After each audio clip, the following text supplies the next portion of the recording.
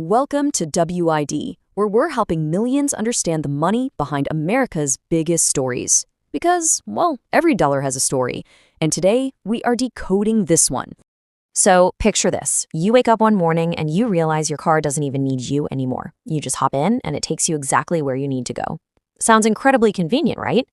But here's the really uncomfortable question. What happens to the millions of folks whose entire income depends on driving? And zooming out a bit, there's an even bigger question looking right back at us.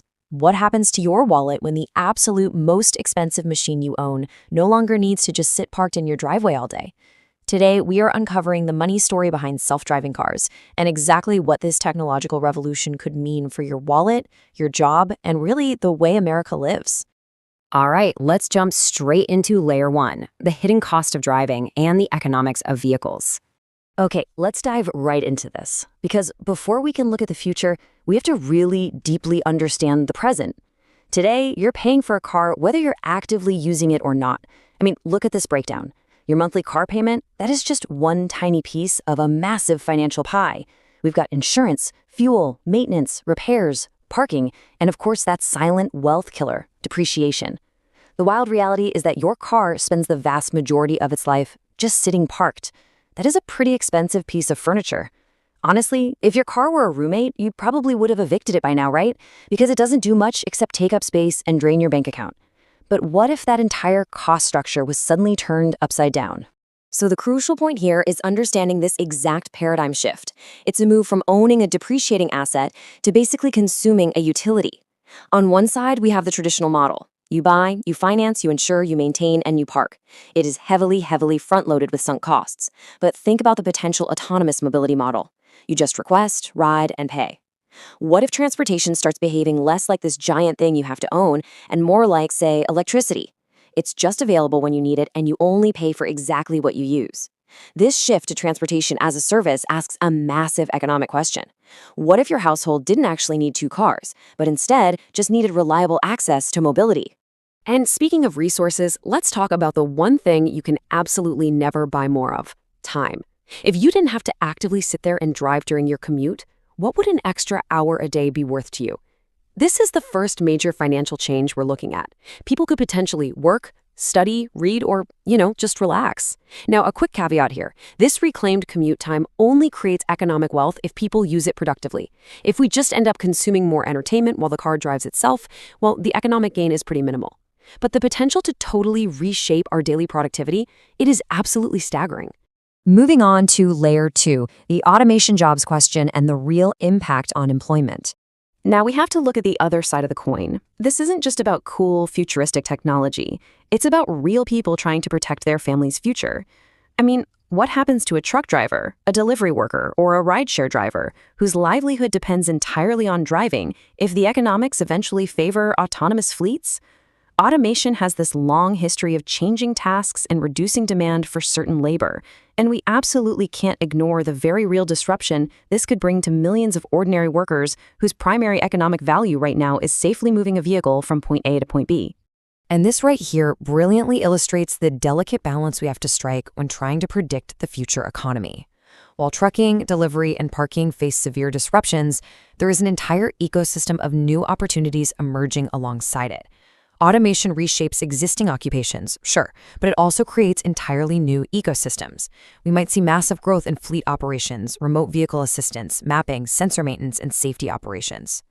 So the overarching story here isn't just the destruction of jobs. It's a massive transition of labor, moving from behind the wheel to behind the screens and infrastructure that keep these machines running.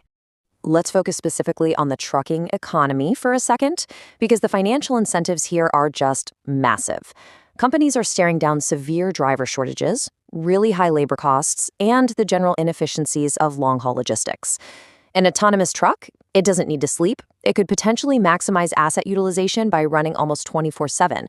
Now, it is vital to draw a line between current real-world deployment and future possibilities.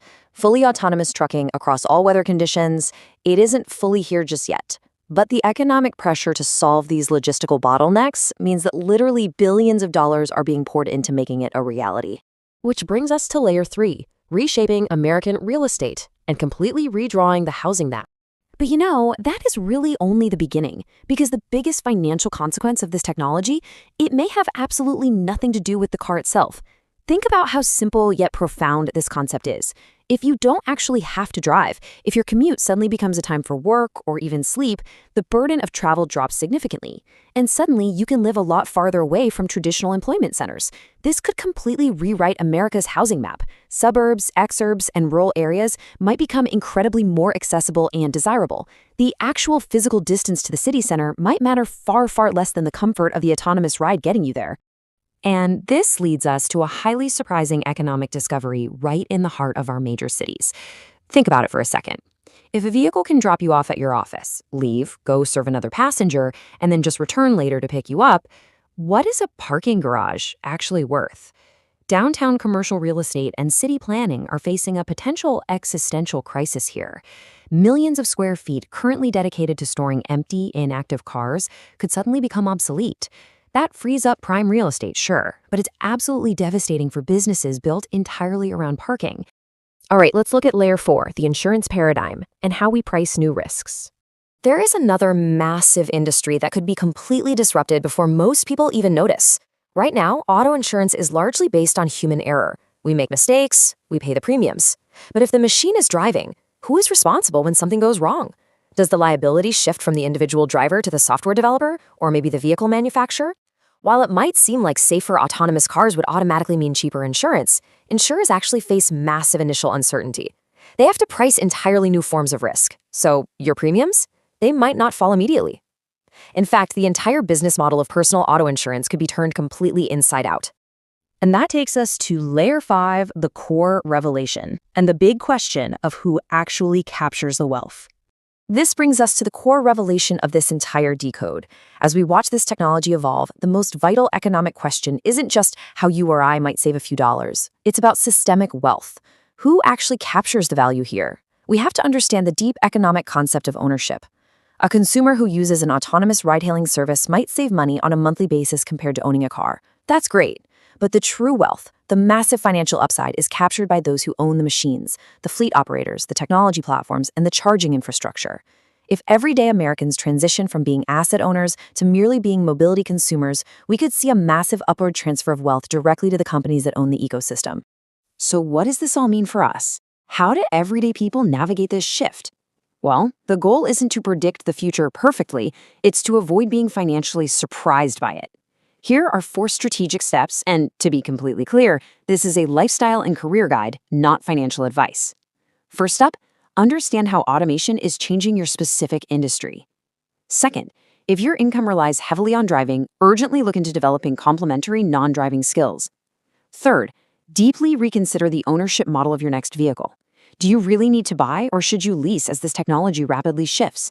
And fourth, watch closely how mobility shifts your local housing markets before you decide to buy real estate.